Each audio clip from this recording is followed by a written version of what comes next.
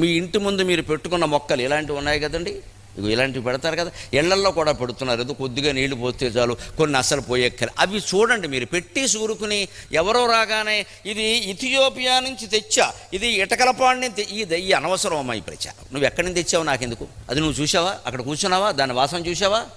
మళ్ళీ దాన్ని ఫోటో తీస్తారు. ఇదో దరిద్రం. ఫోటోలు తీకండి, అసలు కెమెరా పక్కన బారేయండి, ఫోన్ పక్కన బారేయండి, ఆ మొక్క దగ్గర కూర్చోండి. పసిపిల్లాడ దగ్గర కూర్చుని నిమిరినంత ప్రేమగా ఆ మొక్క ప్రతి ఆకుని నమ్మండి. ఈవెన్ ఇట్ ఈజ్ ప్లాస్టిక్, పర్వాలేదు. పచ్చని ఆకు అయితే మంచిది, ప్లాస్టిక్ అయినా పర్వాలేదు, చూడ్డానికి బాగుంది కదా.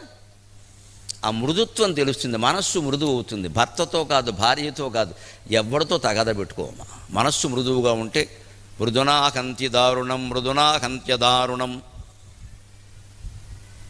అని వ్యాసుడు భారతంలో చెబుతాడు. మృదువైన మాటలతో, మృదువైన తత్వంతో ప్రపంచంలో కఠినమైన వాడిని కూడా జయించచ్చు, మృదువైన వాడిని జయించచ్చు అని వేరే చెప్పాలా అన్నాడు.